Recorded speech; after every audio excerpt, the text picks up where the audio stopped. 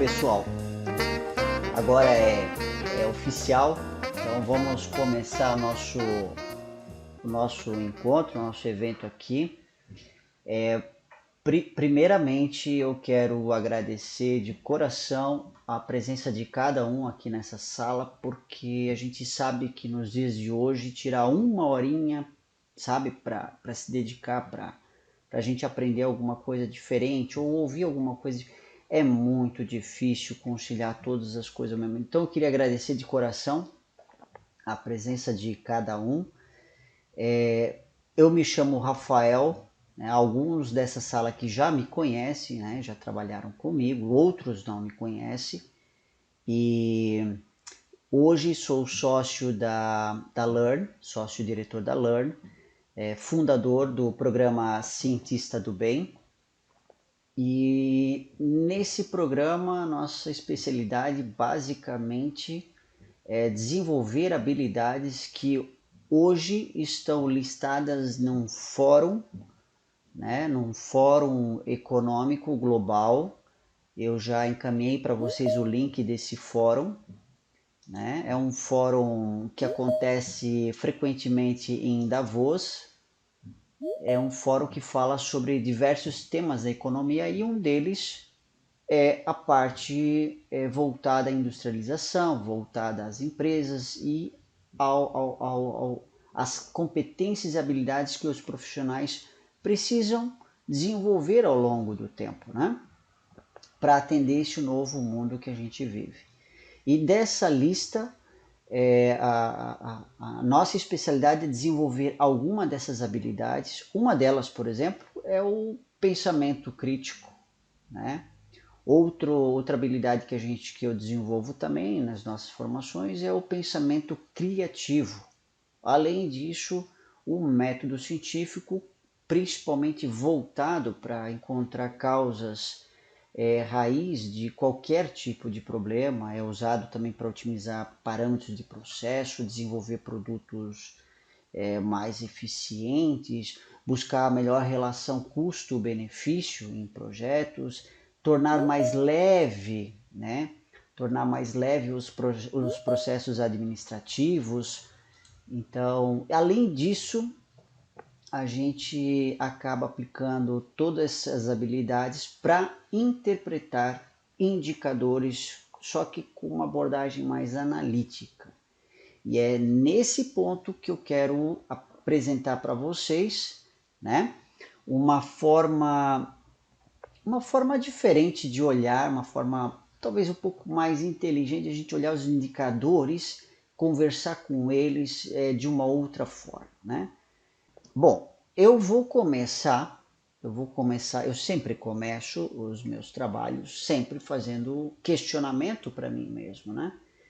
E aqui eu vou começar a me questionar com a coisa mais básica de todas elas. Aparentemente tudo é básico, tudo é meio óbvio, mas nem sempre é. Né?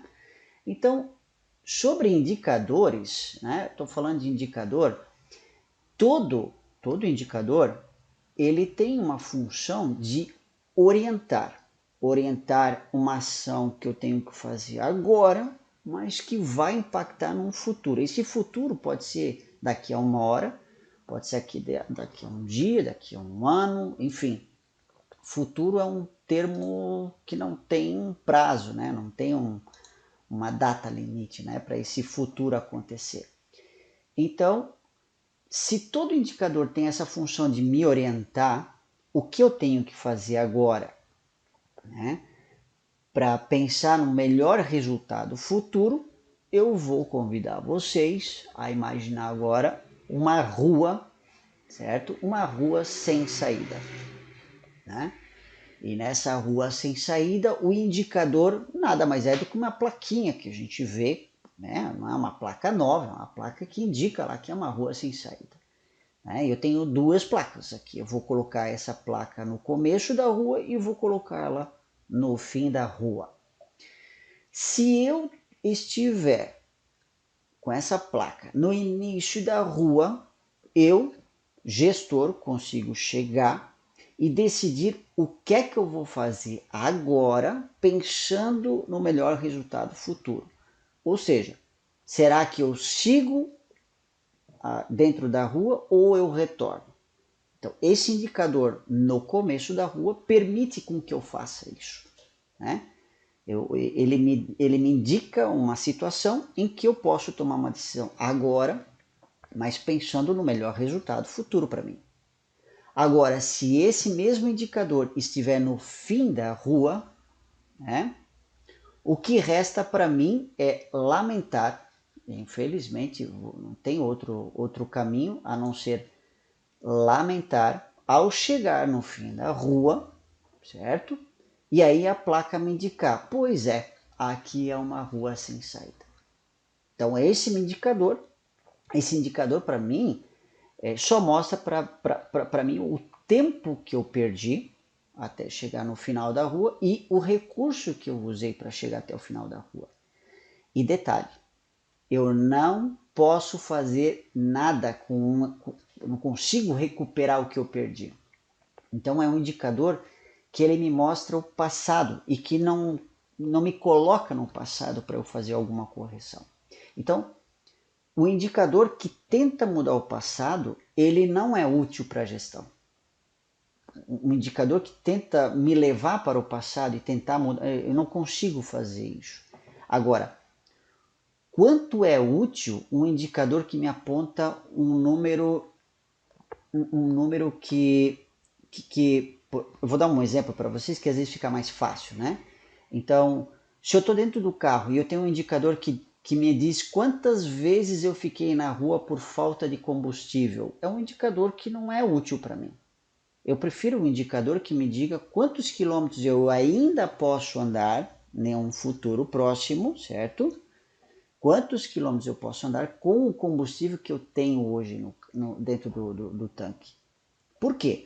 Porque com essa informação, com essa indicação, a orientação que eu tenho é tomar uma ação agora para o melhor resultado futuro. Isso significa, né, o local do indicador ele é muito importante, dependendo de onde ele estiver, a minha decisão como gestor pode ser mais eficaz ou menos eficaz, certo? Isso vai depender muito do local do gestor, do indicador, certo? Então, se esse indicador tiver no final do meu processo, eu não sei se ele vai me ajudar muito, sabe?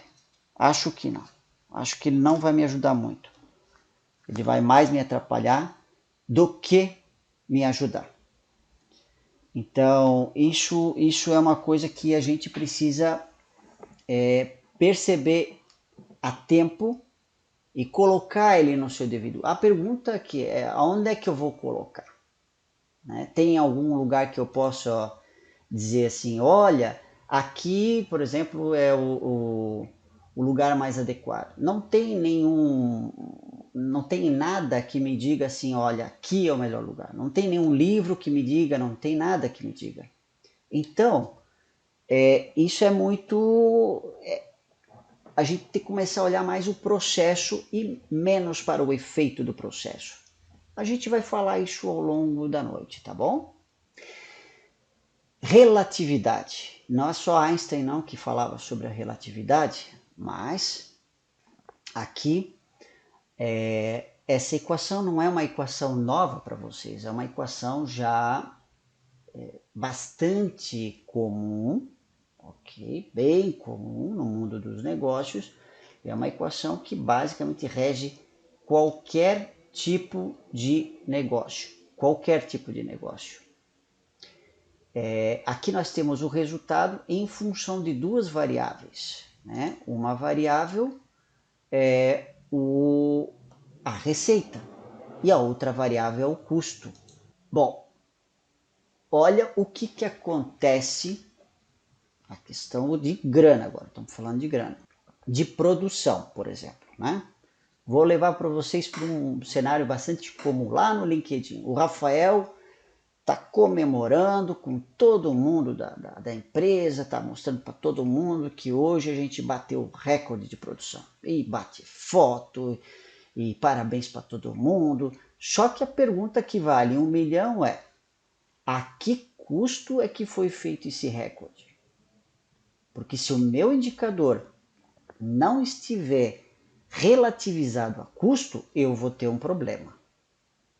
A gente vai ver isso mais na frente. Mas eu vou ter um problema aqui.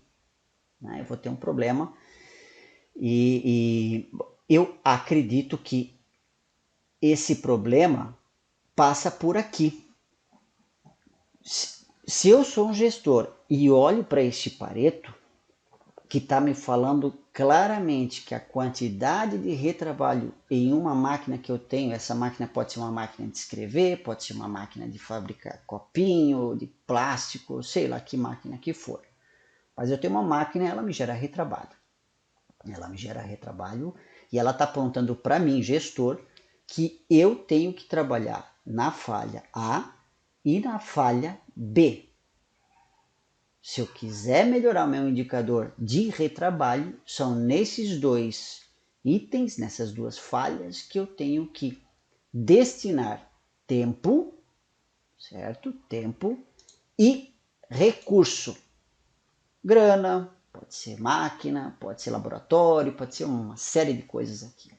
Então eu vou gastar tempo e recurso para resolver o retrabalho que eu tenho lá no A e no B. Automaticamente, o que vai acontecer quando eu melhorar o A e o B? O resultado vai melhorar. Né? Então, a notícia ruim que eu trago aqui para vocês, já de cara, é que eu nunca vi, pelo menos num balanço contábil, certo? Em uma empresa, qualquer empresa que mostra para mim no balanço contábil uma linha dizendo assim, olha, eu tenho aqui custo isso, custo aquilo, e eu tenho aqui número de defeitos, ppm, quantidade de horas de atraso e por aí afora. Eu não acredito que isso vai ter na contabilidade, não. Tá? Então, pessoal, aqui nós temos o primeiro ponto que eu estou trazendo aqui, que além do conceito do indicador estar no local certo, eu estou trazendo para vocês aqui a questão da unidade. Então eu tenho um Pareto me mostrando em quantidade de retrabalho, só que a minha contabilidade mede em dinheiro. Então, eu estou medindo em percentual, em ppm, em quantidade, em horas e blá blá blá, um monte de unidades que não conversa com o monetário.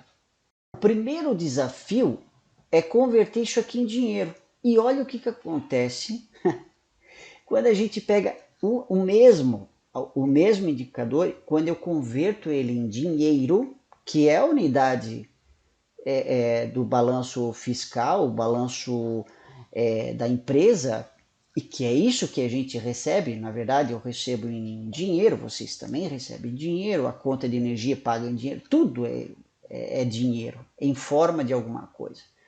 E aí quando eu converto, olha o que o Pareto está falando para mim, que se eu quiser mudar aquele resultado azul lá, se eu quiser aumentar um pouco aquele resultado azul, ora, o que eu deveria fazer? Qual dos 5, 6, 7, 8 falhas que eu deveria trabalhar para melhorar diretamente naquele resultado lá? O vermelhinho, sabe o vermelhinho ali, o custo? Baixar ele, eu tenho que baixar ele. Qual dos dois eu deveria trabalhar? O D e o C. Então, aqui, né, aqui já tem a primeira armadilha aqui, né? O que me interessa saber é o custo do meu indicador, o quanto ele custa para mim. Né? Se não for custo, é receita, mas tem que ser em grana, certo? Então, isso tem uma... Na verdade, a minha tarefa como gestor é converter todo indicador em grana. E isso pode explicar muito bem, às vezes, por que eu trabalho, faço plano de ação e monto grupo de melhoria e põe Lean, põe isso, põe aquilo. E cadê o resultado, a grana? a grana não vem. Por que que não vem? Porque às vezes a gente está trabalhando lá no A e no B. Dá dinheiro no A e B, olha lá aqui ó, no paretinho aqui do lado aqui. Dá dinheiro, mas não vai mexer muito o ponteiro. Então é complicado a gente querer ganhar dinheiro e medir em quantidade, em ppm. As coisas não se conversam, eu preciso converter isso. Tá? Eu sei que dá trabalho, mas esse é o papel do gestor. Né? Por isso que as empresas contratam um gestor de alto calibre para pegar a coisa e realmente botar no eixo o negócio. Né? Eu preciso realmente estar na unidade monetária aqui, certo? Então, gente, assim, ó, o indicador deve ser monetário e relativo sempre ao custo.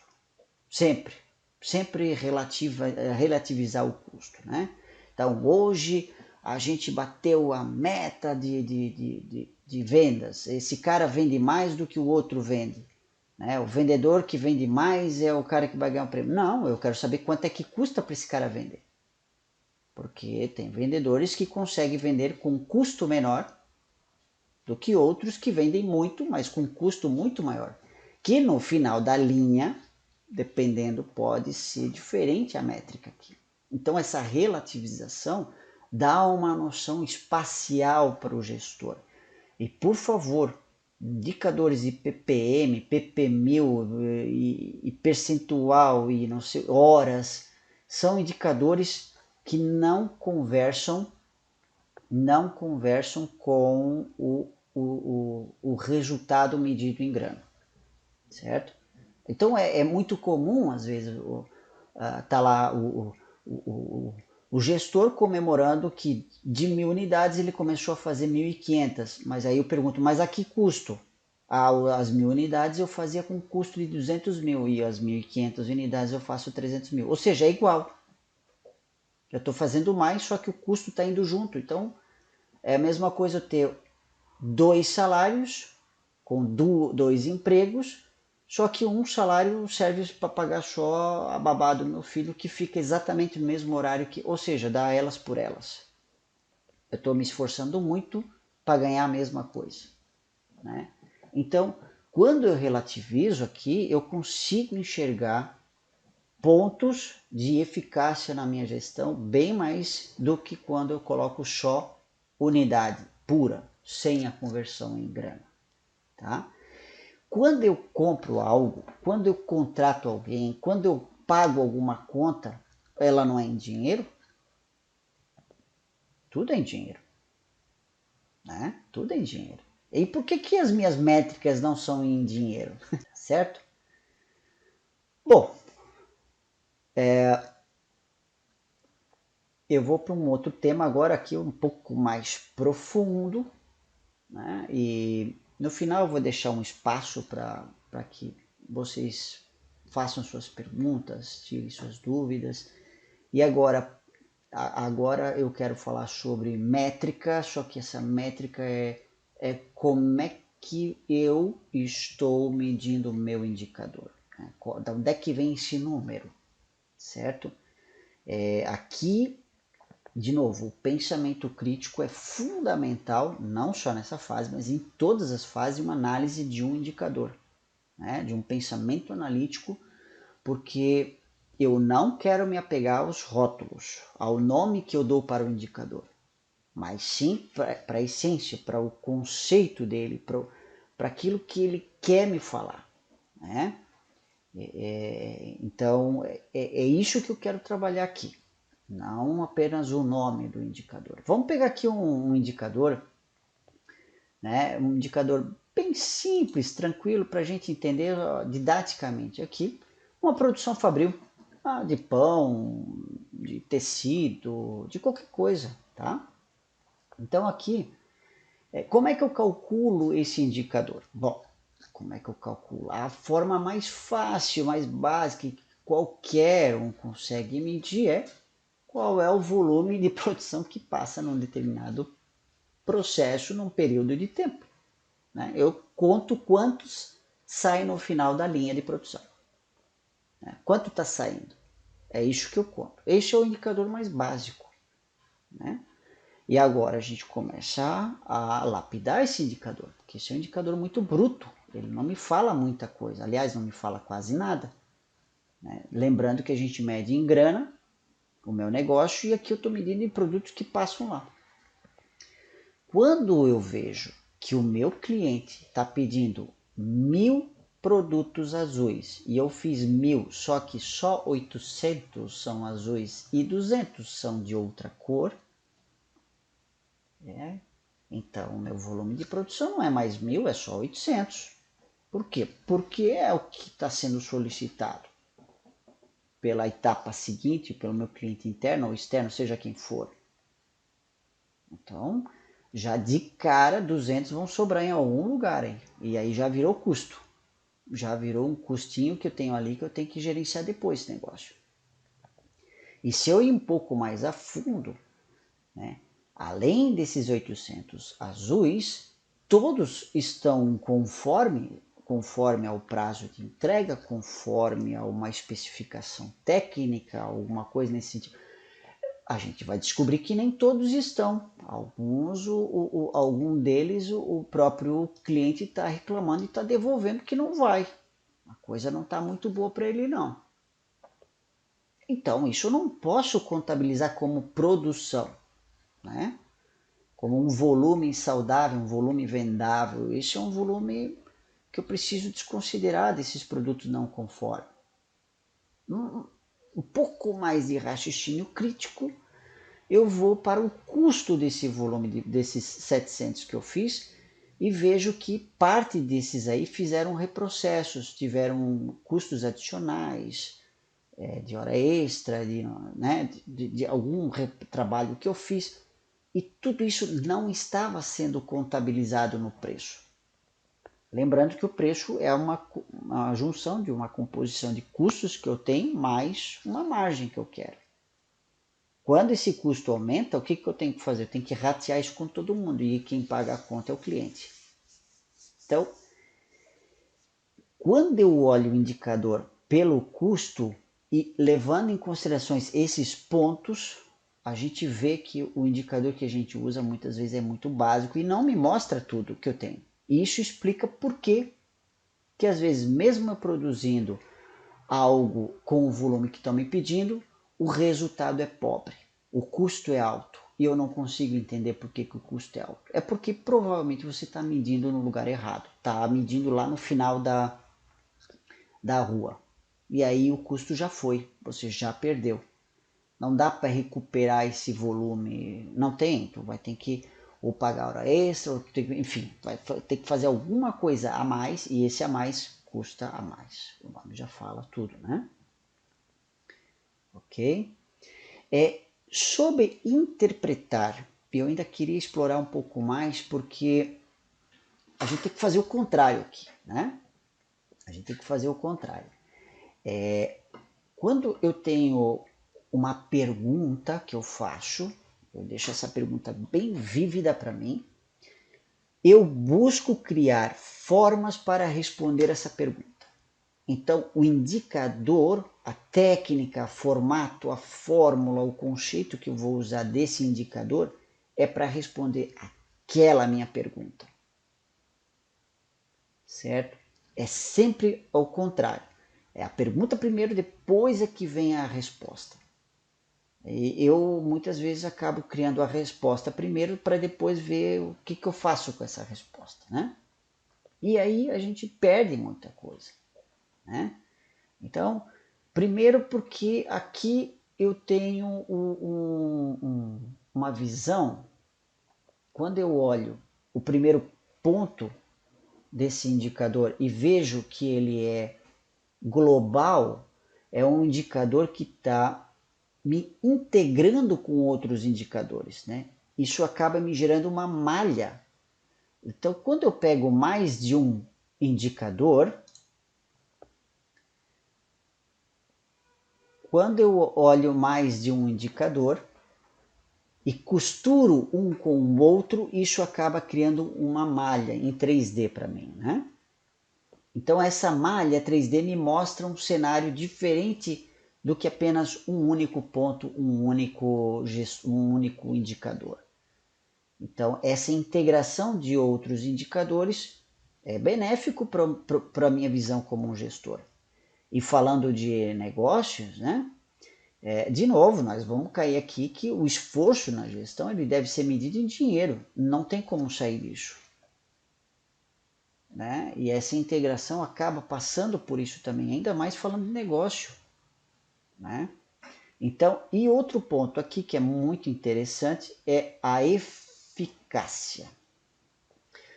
Ou seja, a eficácia nada mais é do que a relativização de um indicador absoluto com algum custo ou uma receita. Né? É bem diferente de eficiência. Né? A eficiência é um negócio que, se tu atendeu o plano, a meta, tá bom, 100% de eficiência. Se tu não atendeu 100% da meta, foi um pouquinho abaixo, foi menos eficiente. Então você pode ser 110% eficiente, pode ser 100% eficiente. Faz o que te mandam, faz a meta, faz o plano e seja eficiente. A que custo? Não me importa na eficiência. A eficiência não me cobra o custo. Ela só me diz, faz o que tem que fazer. Tá, mas e se custa o dobro? Não importa. Atinge a meta. É este o ponto. Isso é eficiência. A eficácia não. A eficácia ela olha outra coisa. Então aqui, eficiência é empurrar um bloco a 10 km por hora. E eu boto toda uma equipe para empurrar aquele bloco a 10 km por hora. Isso é eficiente. Eficaz é o gestor que olha assim, peraí. Se esse negócio fosse redondo, ok, eu não preciso gastar esse custo todo que eu gasto hoje para empurrar um bloco, essa energia toda para empurrar para alcançar essa minha meta, né? Então eu posso gastar menos energia, menos custo para atingir os mesmos 10 km por hora, que é a minha meta, ou o inverso. Com a mesma energia que eu tenho, com a mesma equipe que eu tenho, eu consigo dobrar ou triplicar ou fazer muito mais com o mesmo recurso. Ou seja, fazer mais com menos, essa é a regra da eficácia. Então a meta aqui não serve para muita coisa, porque a minha meta, não sei a de vocês, a minha é sempre fazer mais com menos. A minha é sempre essa, é ensinar o máximo com o menos tempo o menor tempo possível. Então, todo cientista que a gente acaba formando, por exemplo, gente, essa é a lei que a gente cobra em todo o percurso do estudo dele. É sempre ter um triângulo na frente dele. Esse é um triângulo que a gente sempre desenha para eles. É aprender o máximo com menos tempo e menos recurso, ponto final. Naquele momento que você está passando. Tá? Mais um passinho, vamos dar mais um passinho aqui. Vamos para análise, vamos mergulhar um pouquinho na análise aqui. Volto de novo com aquele cara lá, o Pareto, bom e velho Pareto. Lembrando que esse Pareto está mostrando aqui um indicador de custo já de retrabalho. Lembrando que o Pareto ele é um gráfico cumulativo, ele acumula. Ele me mostra aquela barra acumulada de um determinado período que eu escolhi aqui. Né? Agora, o mesmo número eu vou mostrar para vocês, não acumulativo, mas sim comportamento desse indicador. Como é que ele se comporta? Porque eu não consigo ver o comportamento dessa primeira falha aqui. Eu não consigo ver. Eu só consigo dizer a soma de tudo no final do ano, no final de um mês, no final de um dia, enfim, deu tanto. Mas o que aconteceu nesse período, eu não sei, porque ele não me mostra isso. Né? O gráfico sequencial ele já me mostra um comportamento, pessoal. Comportamento. E através de um comportamento ele é possível, inclusive, antecipar alguns eventos que possam estar acontecendo. Tá? Nesse caso aqui, a falha D foi um evento específico, a gente chama isso aqui de outlier, um ponto fora da curva. Ou seja, essa falha D, mês que vem, ela vai sumir, ela vai lá para o final do Pareto, sem eu fazer nada. A outra falha que está ali do ladinho, barra C, se eu olhar o comportamento dela, como é que foi, como é que ela se comportou ao longo desse período? Aí eu vejo que, sim, houve um momento no início do mês e que foi feito algum trabalho, alguma coisa foi feita e que isso baixou no nível em que é só uma questão de tempo para ele sair do Pareto. Ou seja, mês que vem o C vai lá para trás também. Né? Vai lá para trás. E o B, como é que está o B? Eu vou olhar o comportamento do B. Então, o comportamento do B está me dizendo o seguinte: é pouco, só que é sempre. Aqui, uma atençãozinha vai bem aqui. Né? Quando eu olho o A, olha o A. Então, o A, o comportamento dele está dizendo, apesar de ele ser baixinho lá no Pareto, ele está crescendo. E é esse que eu tenho que ficar de olho. Esse cara aqui me preocupa. Porque o A de hoje vai ser o D de amanhã. Certo? Isso é olhar o comportamento. Essa analogia eu posso fazer, inclusive, para quem tem filho, eu posso fazer essa analogia também. O comportamento, quem analisa o comportamento do seu filho em casa, acaba prevendo algumas coisas no curto prazo que vai acontecer. Certo? O comportamento ele está mais agressivo, está cada vez mais agressivo. Ele não era assim, alguma coisa está acontecendo. Esse negócio, se a gente não vê o que está acontecendo a fundo lá na causa, vai explodir o negócio. Então hoje está tranquilo, mas amanhã ele vai estar em primeiro lugar lá na explosão, lá em cima. E aí, o que o bom e velho gestor faz? Vamos fazer um plano para tentar recuperar aquele cara lá que cometeu 20 crimes, mas aí já foi, né? Já foi. Aqui tu já perdeu dinheiro, já foi aqui. Então aqui, olhar o comportamento do indicador junto com o Pareto me ajuda a ter um cenário um pouco mais de futuro, né? E não é porque ele está em primeiro lugar lá no Pareto que eu vou trabalhar nele. Essa é a prova que eu estou mostrando para vocês aqui, né? Que o Pareto só me dá uma indicação, mas é o comportamento que me diz quem é que eu vou trabalhar, com quem que eu vou trabalhar e por que eu vou trabalhar. E como ele está em custo, eu consigo até estimar quanto ele vai mexer lá no R vermelho. Né? Então, isso da análise é interessante porque existem alguns mitos de que alguns gráficos são os melhores. Eu prefiro olhar o todo, sempre o todo, né? Nem sempre o que está apontando no gráfico, só ele sozinho consegue dizer toda uma história. Eu não consigo dizer o quão rico é um país só com um único indicador, só com um único número. Não dá para dizer. Né? Existe a tentativa de indicadores sociais que tentam juntar, integrar vários indicadores sociais para mostrar um cenário diferente. Na empresa é igual. Eu não posso dizer que uma empresa é bom só com um único indicador. Pela lucratividade, por exemplo. Ou pela segurança, né?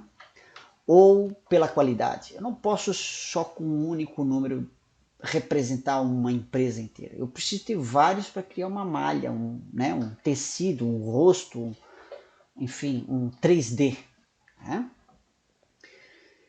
Esse indicador comportamental, ou seja, o comportamento, eu posso turbinar esse indicador ainda, né? Essa análise aqui. Eu posso turbinar essa análise desse comportamento, mas antes disso eu preciso voltar num tópico aqui que a gente passou antes lá, né? Agora só vou relembrar isso conosco aqui, né? Aqui, pessoal. Relação de causa e efeito, né? Todo efeito surge a partir de uma ou mais causas, certo? Ou de uma ou mais causas. Então, eu posso, sim, medir, colocar uma plaquinha, um indicador lá no final da rua, que seria lá no último indicador, ou então eu coloco alguns indicadores mais no começo da rua. E aí com essa lógica, o que eu vou fazer aqui? Nós vamos olhar agora o indicador por um outro ângulo, tá? Agora eu vou entrar um pouquinho mais técnico no negócio, tá? Quem é que define a meta de um próprio indicador? Aqui a definição de uma meta ela pode vir do próprio indicador. Hoje o clássico é eu vou lá e coloco um desejo meu, né? Então eu coloco um desejo meu, um sonho, enfim, qualquer coisa nesse sentido, e ou tu atinge ou não atinge, mas ninguém sabe se é possível atingir ou não. Essa variação, vocês sabem que tudo varia. Não tem um indicador que fica uma linha reta, né? Tudo varia. E essa variação aqui, ela é conhecida como sigma. Sigma é nada mais é do que o conceito puro de variação, né? Quanto que essa variação acontece ao longo de uma sequência de números, isso produz um número, e é conhecido como essa letra sigma. Bom, quando eu somo esta variação, né, quando eu somo a média desse meu processo, mais essa variação, ou quando eu diminuo ela, eu gero dois limites, o superior e o inferior, que também pode ser chamado de meta, que também pode ser uma previsão daquele indicador, tá bom? Então, só estou dando essa introdução porque agora eu vou entrar talvez num tema um pouco não tão de gesto, mas nada também do outro mundo, tá? Então vamos lá. Aqui a gente vai definir um período estático do meu indicador e esse período pode depender de cada indicador.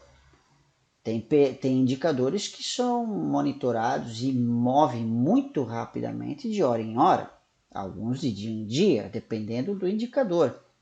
Aqui vocês estão vendo aqui o limite superior e inferior, a média sendo somada ao 3 sigma e diminuído 3 sigma. Então, quanto maior é aquela variação que eu falei para vocês, maior vai ser esse número aqui, ó, esse MR. E se eu tenho um número maior ali, ele vai se afastando da média cada vez mais. E aí ferrou. Né? Então, quanto maior a variação do meu indicador, mais difícil vai ser para atingir essa minha meta. Não tem jeito. Tá? Alguém vai ter que pagar o preço do negócio. Bom, uma vez tirado essa fotografia no momento estático, eu vou para o momento dinâmico agora. Agora sim, agora a gente entra num outro nível em que o meu indicador, essa meta vai mudar com a frequência que eu defini. E quem é que vai mudar não sou eu, é o próprio indicador. O próprio indicador vai gerar essas metas. O próprio indicador é que diz quanto que ele pode entregar, não eu. Bom, porque eu por mim, eu colocaria custo zero de qualidade, né, de não qualidade lá. A minha meta é sempre zero, é sempre o máximo. Vender quanto? Não, vende 100% do que eu tenho no estoque. Essa é a minha meta. Uma coisa é o que eu quero, outra coisa é o que eu posso entregar. E o indicador com essa variação, ele vai te dizer por meio desses limites quanto que ele pode te entregar. Né? E isso é móvel. Então, esse período dinâmico, ele vai arrastar sempre aquele período que eu defini. Né? Que eu defini. Então, eu defini um período, nesse período aquilo vai sempre estar se movendo.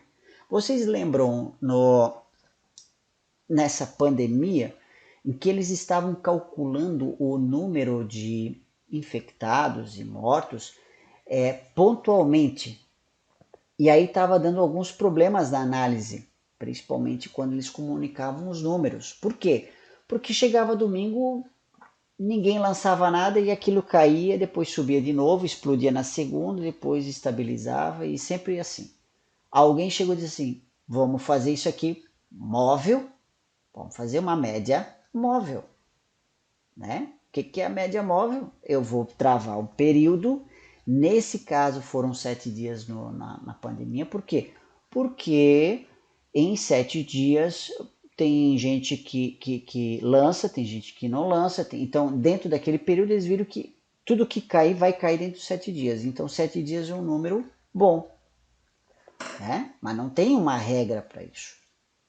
Então, a cada dia que passa, aquele período vai junto. 7, 7, e o último cai fora. Então, passa um, o último cai fora. Passa mais um dia, o último cai fora. Mas o período se mantém o mesmo. A diferença é que não é data fixa, é o período. Período é número de dias ou horas, ou enfim, né? Vamos continuar. Eu vou trabalhar em cima de um case que fica mais fácil para a gente entender. Isso aqui é um indicador, aquele indicador nosso de custo de qualidade em uma máquina lá. A unidade dele é em 1.000 aqui, tá? 1.000 reais. Né?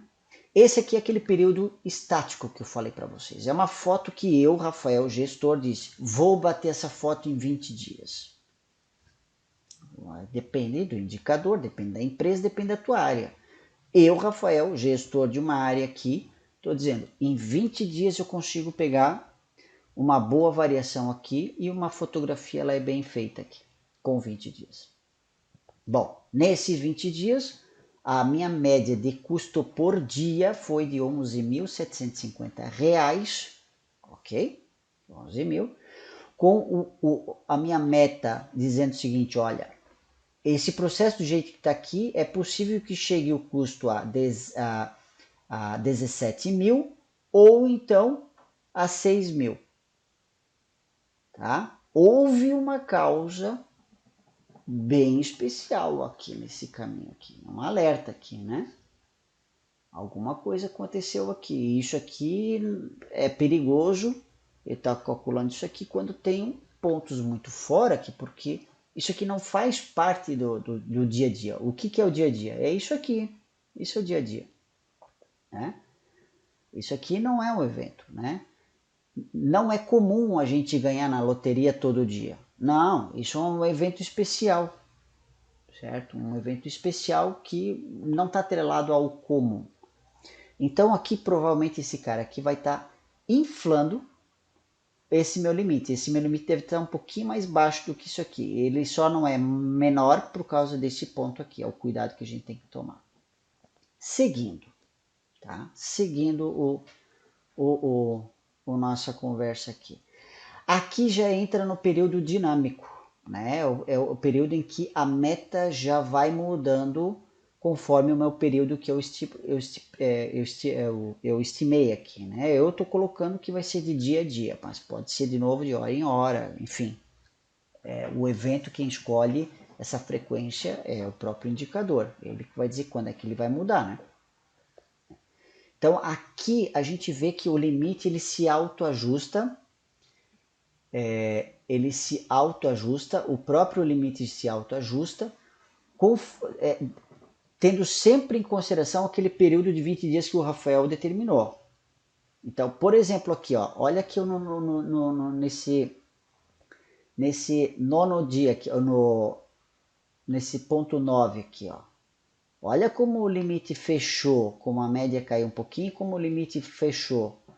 Por que fechou? Porque se eu contar 20 pontos para trás, cai exatamente fora esse ponto grande aqui. Ou seja, a janela, né? Esse ponto caiu fora e ficou esse indicador com menos variação. Como tem menos, o sigma é menor, isso aqui é menor também. Ele se aproxima da média. Né? Aqui o sigma é maior, fica mais longe da média.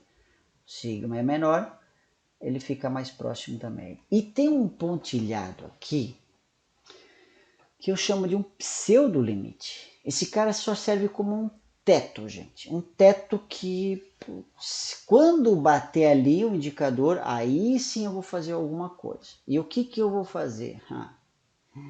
O que eu vou fazer? É só ali que eu vou trabalhar. Quando é que eu trabalho? Quando é que eu vou trabalhar? Quando é que o bombeiro é acionado? Quando toca o alarme, pô. Quando é que o gestor vai trabalhar? Quando toca o alarme. Quando é que a equipe vai a campo para mexer no indicador? Quando toca o alarme, né? E quando é que toca o alarme? Justamente no momento em que ele toca nesse pseudo limite aqui, para evitar que ele bata aqui, porque quanto mais ele sobe, mais desloca a média e aumenta a variação e esse negócio começa a subir. Então aqui é como se fosse, ó, trabalhe agora para baixar o mais rápido que tu puder. Não deixe ele tocar aqui em cima. Então aqui, quando bate aqui, o meu próprio indicador diz agora é hora de fazer alguma coisa. O que eu vou fazer aqui? Bom, o gestor pega a sua equipe, pode ser ele sozinho ou mais alguém, enfim, dependendo da área, e vai ser levado para tocar, para identificar, verificar o que está acontecendo e atuar para conter. Né? É só isso que vai acontecer aqui. É um protocolo que diz o que tem que fazer quando é acionado o alarme. Né? Então, dependendo do indicador, ele vai dizer, quando tocar aqui, o João vai fazer isso aqui, a Maria vai fazer isso aqui, eu vou fazer isso aqui, nós vamos conter para tentar não aumentar muito esse indicador e piorar a minha meta. Não bater na minha meta aqui. Né? Não quero que toque lá em cima. Né? Tocar lá em cima para mim significa custo. Esse pontinho, cada pontinho aqui é custo, é dinheiro que eu estou jogando fora. Né? Então, uma vez feito isso, agora eu preciso registrar, por quê? Porque esse registro vai servir de base para eu colocar na mão de um especialista e estudar isso aqui, da robustez desse negócio, para eu trabalhar cada vez menos. Então, o bombeiro, quando ele não aciona, não é acionado por um alarme, o que eles fazem? Letra A, ficam jogando canastra? Cacheta? Não, não ficam jogando. Eles ficam trabalhando onde? Treinando, treinando, treinando, né? Educando, fazendo aquelas auditorias e revisões, e, enfim, vários procedimentos preventivos em construções para que eles sejam menos acionados. Então é assim que o gestor vai trabalhar, mais na causa e menos no efeito, mas pode acontecer de dar um pico aqui, um alerta, né? E quando acontecer, eu vou atuar um protocolo que todo mundo sabe o que tem que fazer e como fazer. Não sai que nem uns caras tudo louco fazendo as coisas. Né? Então isso também não ajuda muita coisa. Né? Então, a longo prazo, a gente vê o quê? Um drift em inglês. Em português, a gente chama isso de uma rampa. Né? A gente percebe que uma rampa aqui descendo, né? Olha a linha verde aqui, vai descendo, essa rampa aqui, ó, eu estou falando que é um drift suave desse indicador de redução de variação também, a gente percebe uma redução de variação, e média também baixou aqui, né? Estou falando que baixou 45%. Antes, por dia, eu gastava aquele R vermelho, 11.750 era meu, daquele R vermelho total, 11.750 por dia era do meu indicador. E hoje, aquele R vermelho baixou, e só 6,4 numa média é que é meu. O resto eu consegui deslocar esse dinheiro que estava no R de custo para o R de resultado, o azulzinho lá no outro lado. Aí sim eu consigo dizer, olha, aqui estou botando dinheiro no bolso, certo? Tá dando resultado. Agora, o que vai acontecer com o passar do tempo aqui, pessoal? Isso aqui é o conceito de melhoria. Melhoria é drift, é queda ou subida suave, certo? Nada drástico. Isso é melhoria. Agora, alguém pode chegar, não, eu não quero 6.4. 6.4 não me atende, eu quero 1. No máximo R$1.000 por mês a gente tem gastado. Esse é o conceito de milagre. Com o Fusca que você tem, né, andar a 250 km por hora, fazendo 12 com litro. Isso é o conceito de milagre, né? É pedir mais do que o meu processo consegue entregar. Aqui, se eu quiser realmente um shift, que a gente chama um degrau, ou seja, uma mudança brusca, ou seja, uma inovação, terá que ser feita no meu processo, né? Porque aí sim, esse é o conceito de inovação, é quando eu tenho um resultado muito diferente do que é o comum hoje. Não é uma pequena melhoria, não. É algo que tu vê drasticamente diferente. Tanto é que com o Fusca que eu tenho aqui, o máximo que eu consigo entregar aqui é 120 com todos os integrantes lá, todos vivos. Né? Sem ninguém morrer. Então, o máximo que eu consigo entregar é 120 km por hora. Agora, se você está me pedindo para entregar 250 km por hora, alguém tem alguma dúvida que eu vou ter que fazer mudanças estruturais no meu Fusquinha? Né? Eu vou mudar tanto ele que nem vai ser mais parecer com um Fusca, né? Vai ser qualquer outra coisa. Então, essa lógica é interessante porque ela me mostra um comportamento, uma melhoria e me diz quando é que eu tenho que trabalhar. E quem fala isso não sou eu, é o indicador. Né? Então, é claro, estamos falando de grana, não mais de ppm, não mais de percentual. E, gente, não é fácil transformar indicadores em grana. Eu sei disso. Eu sei que não é fácil transformar indicadores em grana. Não é. Não é mesmo. Só que é necessário. É necessário trabalhar com monetário, com indicadores monetários. Então, e tem outra pergunta, claro, né? O que faz essa variação aumentar e diminuir no meu indicador? É óbvio que essa é uma pergunta importantíssima, certo? É óbvio que é uma pergunta. Ela não é fácil de responder. Para isso tem técnicas para responder essa pergunta, né? E só isso aí já daria um outro evento aí de horas aqui, né? E é outro ponto que também a gente nem estou explorando muito aqui por causa do tempo, já, inclusive já está encerrando aqui, né? É a importância que tem o raciocínio crítico, gente, na gestão. Porque o raciocínio crítico é o que vai separar a realidade da ficção. É ele que vai filtrar as falácias, o tal do eu acho, ou alguma coisa me diz que. Isso acontece muito, o viés da confirmação. Então, quando eu quero incriminar algo ou alguém, eu já vou com os argumentos tudo pronto para contar a história que eu quero. E o raciocínio crítico faz exatamente isso. Quebra isso. Ele destrói esse tipo de coisa e não deixa você cair nessa armadilha. Né? O pensamento crítico é óbvio que ele vai valorizar a evidência muito mais do que a autoridade. Né? Me mostra evidência que... Porque a autoridade...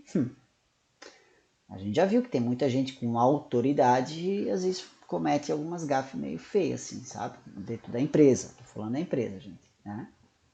Nada fora. E o pensamento crítico, ele também trabalha com todas as possibilidades. Todas as possibilidades, não uma só. Né?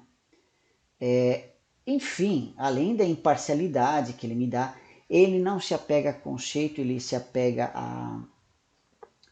desculpa, ele não se apega a rótulos, ele se apega a conceitos, né? Porque conceito ele fica mais presente por mais tempo quando os rótulos são trocados frequentemente, né?